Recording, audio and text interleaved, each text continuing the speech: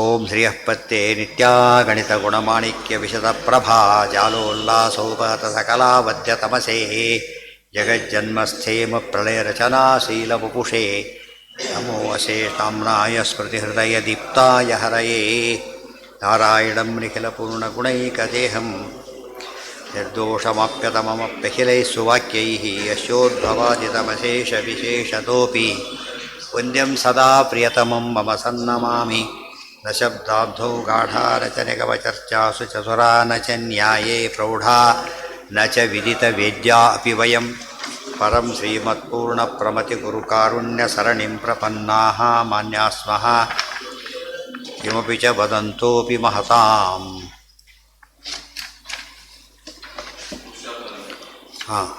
ಓಂ ಓಂ ವಸಾತೋರ್ಮ ಜಿಜ್ಞಾಸ ಓಂ ಕುಪಿತಾ ಹಿ ಫಣಚ್ಛಾಯಾ ಸಮೀಕೃತ್ಯ ಪರಂ ಸುಖಂ ಸೇವಂತೆ ಯತ್ಪದಂ ಧೀರಾಃ ತಮುಪಾಸೆ ಶ್ರಿಯಃಪತಿಂ.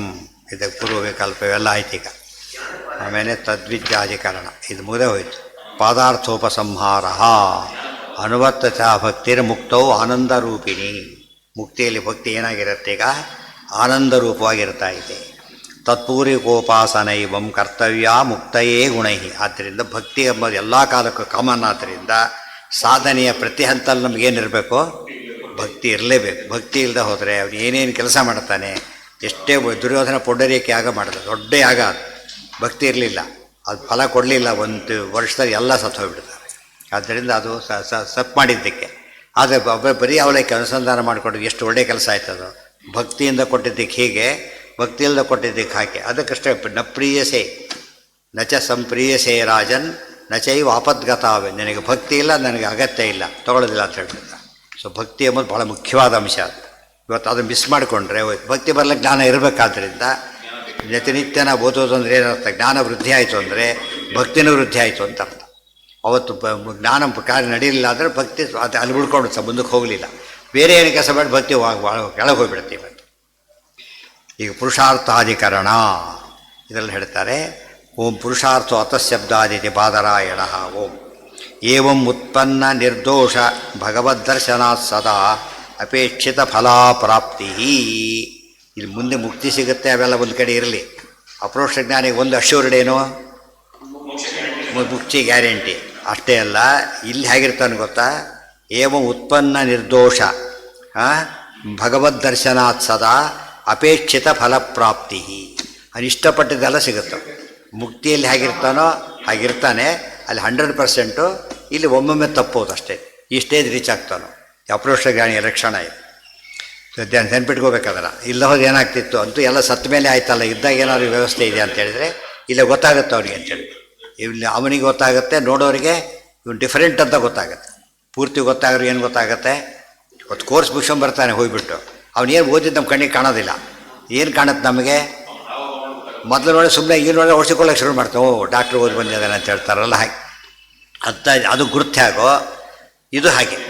ಅಪ್ರೋಕ್ಷ ಜ್ಞಾನಿ ತನ್ನ ಲಿಮಿಟಲ್ಲಿ ಏನು ಮಾಡ್ತಾನೆ? ಎಲ್ಲ ವಿಷಯ ಗೊತ್ತಿರುತ್ತೆ ಅವನಿಗೆ. ಪ್ರತಿಯೊಂದು ವಿಷಯದಲ್ಲೂ ಕೂಡ ಪ್ರವೇಶ ಸಿಕ್ಕಿಬಿಡುತ್ತೆ. ಆಗ ಸರ್ವವಿದ್ಯಾ ಪ್ರವೀಣೋನ್ಯ ಅನ್ನೋ ಮಾತು ಆ್ಯಕ್ಚುಲಿ ರಾಯರಿಗೆ ಹೇಳಿದ ಆ ಮಾತು ಸರಿಯಾದ ಅಪ್ರೋಕ್ಷ ಜ್ಞಾನಿಗಳು ಅನ್ವಯಿಸ್ತಕ್ಕಂಥ ಮಾತು. ಅಪ್ರೋಕ್ಷ ಜ್ಞಾನಿಗಳು ಕನ್ಫರ್ಮ್ ಆಗೋ ಮಾತದು. ಸರ್ವವಿದ್ಯಾ ಪ್ರವೀಣೋನ್ಯೋ ರಾಘವೇಂದ್ರ ನ ವಿದ್ಯತೆ ಅಪೇಕ್ಷಿತ ಫಲಾತಾಚ. ಎಲ್ಲ ಮಾತಕ್ಕೆ ಅದೇ ಉತ್ತರ.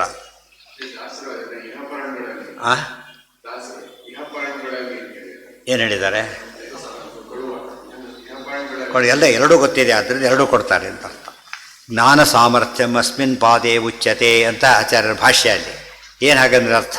ಜ್ಞಾನ ಸಾಮರ್ಥ್ಯ ಅಂದ್ರೇನು? Capacity of knowledge. Capacity of knowledge ಅಂದ್ರೇನು? To achieve things. ಜ್ಞಾನದಿಂದ ವಸ್ತುನ ಪಡಿತಂತಾನೆ. ಅಪ್ರೋಕ್ಷ ಜ್ಞಾನಿಯಾದವನು ಉಳಿದ ಯಾವುದೇ ವಿದ್ಯೆ ಓದಿದ್ರು ಕೂಡ ವಿದ್ಯೆಯಲ್ಲಿ ಮಾತ್ರ ಪ್ರವೀಣನಾಗಿ ವಿದ್ಯೆಯಿಂದ ಏನು ಫಲ ಸಿಗುತ್ತೋ ಅದು ಮಾತ್ರ ಪಡಿಬೋದು, ಹೆಚ್ಚು ಪಡೆಯಲಿಕ್ಕಾಗೋದಿಲ್ಲ. ಇಂಜಿನಿಯರಿಂಗ್ ಫಸ್ಟ್ ರ್ಯಾಂಕ್ ಅವನು ಡಾಕ್ಟರ್ ಆಗಲಿಕ್ಕೆ ಸಾಧ್ಯ ಇಲ್ಲ, ಮೆಡಿಕಲ್ ಫಸ್ಟ್ ಇಂಜಿನಿಯರಿಂಗ್ ಸಾಧ್ಯ ಇಲ್ಲ. ಆ ಫೀಲ್ಡಲ್ಲಿ ಆಗ್ಬೋದು ಅಷ್ಟೇ. ಶಾಸ್ತ್ರಜ್ಞ ಹಾಗಲ್ಲ. ಅಪ್ರೋಕ್ಷ ಜ್ಞಾನಿ ಏನಾಗ್ತಾನೆ? ಎಲ್ಲದರಲ್ಲೂ ಬಂದುಬಿಡ್ತಾನೆ. Within these limits. ಅವನು ಬೀಟ್ ಮಾಡ್ಬೇಕಾದ್ರೆ ಯಾರು ಬರಬೇಕೀಗ? ಇನ್ನೊಬ್ಬ ಅಪ್ರೋಕ್ಷ ಜ್ಞಾನಿ ಅವನ ಮೇಲ್ನವನಾಗಬೇಕಷ್ಟೆ. ಉಳಿದಂತೆ ಅವ್ನು ಬೀಟ್ ಮಾಡೋಕ್ಕಾಗೋದಿಲ್ಲ. ಆ ಸ್ಥಿತಿ ಬಂದುಬಿಡ್ತಾನೆ. ಪುರುಷಾರ್ಥೋ ಅತಃಶಬ್ದಾದಿತಿ ಬಾದರಾಯಣ. ಏವ ಉತ್ಪನ್ನ ನಿರ್ದೋಷ ಭಗವದ್ದರ್ಶನ. ಇದರಲ್ಲಿ ಯಾವ ಒತ್ತು ಕೊಡ್ತಾರೆ ಅಂದರೆ, ದುರ್ಯೋಧನ ದೇವರು ನೋಡಿದ, ಅವನು ಅಪ್ರೋಕ್ಷ ಜ್ಞಾನಿನ ಅಲ್ಲ. ದೋಷ ಇದೆ ಅಲ್ಲಿ, ಭಕ್ತಿ ಬೇಸಿಕ್ ರಿಕ್ವೈರ್ಮೆಂಟೇ ಇಲ್ಲ. ಆಮೇಲೆ ಉತ್ಪನ್ನ ಅಲ್ಲದು, ಕೃತಕ, ಅದು ಹುಟ್ಟೇ ಇಲ್ಲ ಅವರಿಗೆ. ಭಗವದ್ ದರ್ಶನ ಅಲ್ಲದು, ಭಗವಂತ ಅಂತ ಭಗವದ್ ದರ್ಶನ ಆಗಿ ತಿಳ್ಕೊಂಡಿದ್ದೇನಂತ ಅವನು ವೈರ್ಯ ಸಾಮಾನ್ಯ ಮನುಷ್ಯ, ಬರೇ ಬುದ್ಧಿವಂತ ಅಷ್ಟೇ. ನಮ್ಮ ಕಡೆ ಶಕಡಿ ಇದ್ದಾಗ ಆ ಕಡೆ ಕೃಷ್ಣ ಅಷ್ಟೇ, ಶಕಡಿಗೂ ಕೃಷ್ಣ ಬ್ಯಾಚ್ ಮಾಡ್ತಿದ್ದ ಅಷ್ಟೇ. ಅದು ತೀರಾ ಅವಜಾನಂತೆ ಮಾಮೂಢ ಮಾನುಷೀಂ ತನುಮಾಶ್ರಿತ, ಅವನು ತಪ್ಪು ತಿಳ್ಕೊಂಡಿದ್ದಕ್ಕೆ ದುರಂತ ಬಂತವನಿಗೆ. ಭಗವತೋ ನಿರ್ದೋಷತ್ವ ಸಂಕೀರ್ತನಂ, ನಿರ್ದೋಷ ಶಬ್ದಕ್ಕೆ ಎರಡಕ್ಕನ್ನು ಅನ್ವಯ ಮಾಡಬೇಕು. ನಿರ್ದೋಷವಾದ ದರ್ಶನ ಒಂದಾದರೆ ನಿರ್ದೋಷ ಭಗವಂತನಾಗಬೇಕು. ಅಂದರೆ ಉಳಿದನ್ನು ಕಂಡದ್ದೆಲ್ಲ ನಿರ್ದೋಷ. ಬ್ರಹ್ಮದೇವ್ರು ಕೊಟ್ಟು ವರ ತಗೊಂಡ್ರು, ಬ್ರಹ್ಮದೇವ್ರು ನಿರ್ದೋಷರಲ್ಲ, ಅವರು ಸ್ವತಂತ್ರರೇ ಅಲ್ಲ, ಆದ್ದರಿಂದ ಫಲ ಸಿಗಲಿಲ್ಲ ಅವನಿಗೆ. ಏನು ಭಾವನೆ ಇತ್ತು ಅವನಿಗೆ? ಸ್ವತಂತ್ರರು ಅಂತ ತಿಳ್ಕೊಂಡು ವರ ತಗೊಂಡ, ಅದು ಕೆಲಸ ಮಾಡಲಿಲ್ಲ. ಭಗವತೋ ನಿರ್ದೋಷತ್ವ ಸಂಕೀರ್ತನಂ ತದುಪಾದಾನಾಯ ಪಾತನಿಕಾರ್ಥಂ ಜ್ಞಾತವ್ಯಂ ಯದ್ವಾ ದರ್ಶನಾದಿತ್ಯೇವ ಉಕ್ತೆ ದೈತ್ಯಾದೀನಾಂ ಯದ್ ಅವತಾರ ದರ್ಶನಂ ತಸ್ಯಾಪಿ ಪುರುಷಾರ್ಥ ಹೇತುತ್ವಂ ಸ್ಯಾತ್ ಟಿಕಾರ ಬರೀತಾರೆ. ಹಾಗೆ ದೈತ್ಯರು ಅಪ್ರೋಷ ಜ್ಞಾನ ಕರಿಬಹುದಲ್ಲ. ಕೃಷ್ಣನ ಕಂಸ ನೋಡಿದ, ಆಮೇಲೆ ಯಾವೇ ದೈತ್ಯ ಯುದ್ಧ ಮಾಡಬೇಕಾದ್ರೆ ನೋಡ್ತಾನೆ ಯುದ್ಧ ಮಾಡಬೇಕು. ದರ್ಶನ ಅಂತ ಆಯ್ತಲ್ಲ ಅಂತ ಕೇಳಿದರೆ ಅದು ದರ್ಶನ ಅಂತ ಕೌಂಟ್ ಆಗೋದಿಲ್ಲ.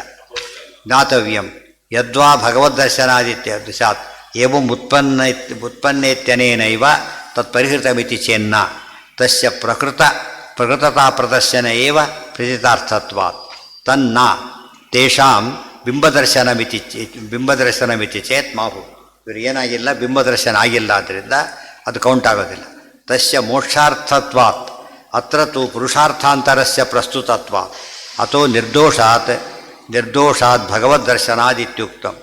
ಭಗವದ್ಗ್ರಹಣೇನ ಅದ್ವೈತ ಜ್ಞಾನಮಾತ್ರ ಗೃಹೀತ ಇತಿ ನಿರಾಚಷ್ಟೆ. ಭಗವದ್ಜ್ಞಾನ ಅಂತ ಹೇಳಿದ್ರಿಂದ ಸ್ವಜ್ಞಾನ ಅಂತ ಹೇಳಿಲ್ಲ, ಭಗವದ್ಜ್ಞಾನ ಅಂತ ಹೇಳಿದ್ರು. ಆದ್ದರಿಂದ ದೇವರು ಬೇರೆ ಇವನು ಬೇರೆ ಅಂತ ಗೊತ್ತಾಯ್ತು. ವಚನಾತ್ ಅಪೇಕ್ಷಿತ ಫಲಪ್ರಾಪ್ತಿರ್ಭವತಿ ಇತಿ ಮೋಕ್ಷ ಮಾತ್ರ ವ್ಯವರ್ತಯತಿ. ಅದ್ವೈತ ಜ್ಞಾನ ಅದ್ವೈತ ಜ್ಞಾನ ಅಂತ ಅಲ್ಲ, ಅದ್ವೈತ ಜ್ಞಾನದಿಂದ ಭಕ್ತಿ ಬರೋದಿಲ್ಲ ಅಂತ ಹೇಳೋದಕ್ಕೋಸ್ಕರ ಭಗವದ್ಜ್ಞಾನ ಅಂತ ಹೇಳಿದ್ರು. ಇಲ್ದವ್ರಿಗೆ ಸ್ವಜ್ಞಾನ ಅಂದರೆ ಏನಾಗ್ತಿತ್ತು? ಅಪರೋಷ, ಎಲ್ಲರೂ ಯಾವ್ದು ಗೊತ್ತಾದ್ರಲ್ಲ ಅಪರೋಷ ಜ್ಞಾನ ಆಗ್ತಾಯಿದ್ರು, ಆಗೋದಿಲ್ಲ ಅಂತ ಅರ್ಥ. ಅದು ಭಗವದ್ಜ್ಞಾನ ಅಂತ ಹೇಳಿದ್ರಿಂದ ಭಗವಂತ ಬೇರೆ ಇವನು ಬೇರೆ ಅಂತ ಗೊತ್ತಾಯಿತು ಅಂತ ಅರ್ಥ. ಅಪೇಕ್ಷಿತ ಇದರಿಂದ ಸ್ವಾರಸ್ಯ ಏನು ಗೊತ್ತಾಯಿತು ಅಂದರೆ, ಒಂದು ವಿಷಯ ನಮಗೆ ಗ್ಯಾರಂಟಿ ಏನು, ಮುಕ್ತರಾದ ಮೇಲೆ ಆನಂದವಾಗಿರ್ತೇವೆ ಅನ್ನೋ ಗೊತ್ತಾಯ್ತು ಕೇಳಿದ ಮೇಲೆ.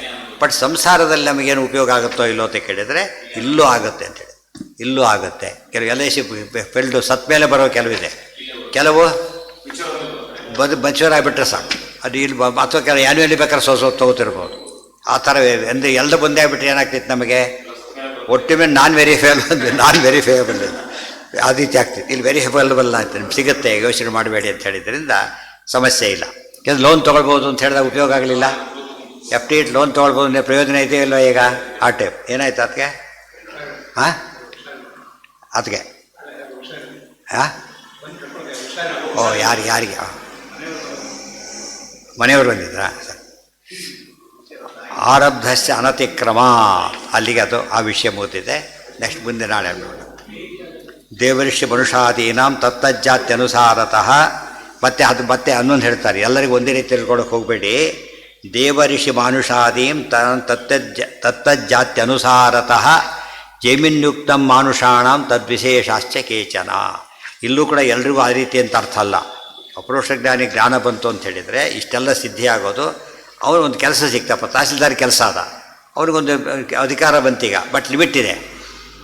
ಡಿಸ್ಟ್ರಿಕ್ಟಲ್ಲಿ ಕೈ ಹಾಕಾಗಿಲ್ಲ, ಅವನು ಯಾವುದಕ್ಕೆ ಕೈ ಹಾಕಬೇಕು? ತಾಲೂಕಿಗೆ ಮಾತ್ರ. ಆ ರೀತಿಯಲ್ಲಿ ಇದರಲ್ಲಿ ಏನಾಗ್ತಾ ಹೋಗುತ್ತೆ, ಅಪರೋಕ್ಷ ತಾರತಮ್ಯ ಇದೆ.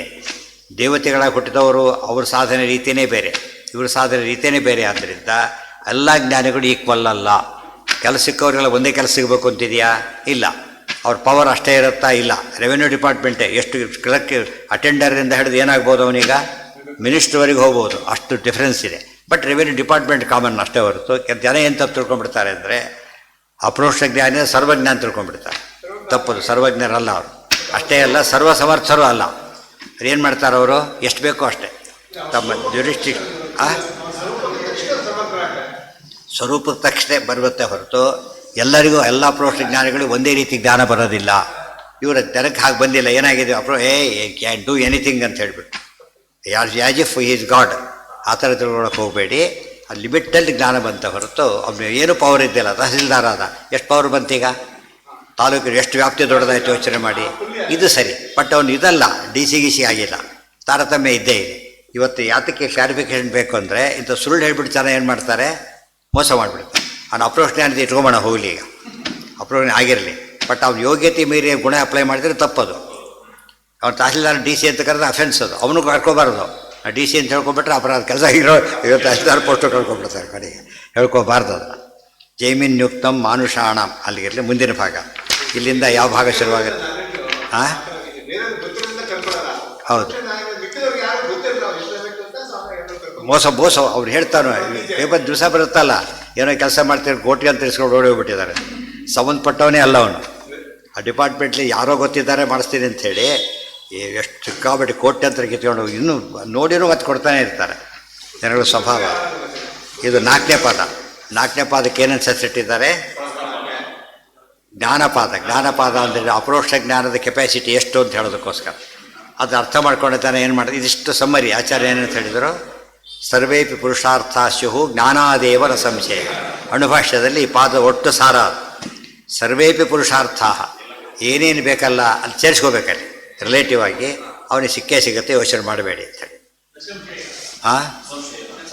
ಸಂಶಯನೇ ಬೇಕಿಲ್ಲ, ಶೂರ್ ಅಂತ, ಅಶ್ಯೂರ್ಡ್.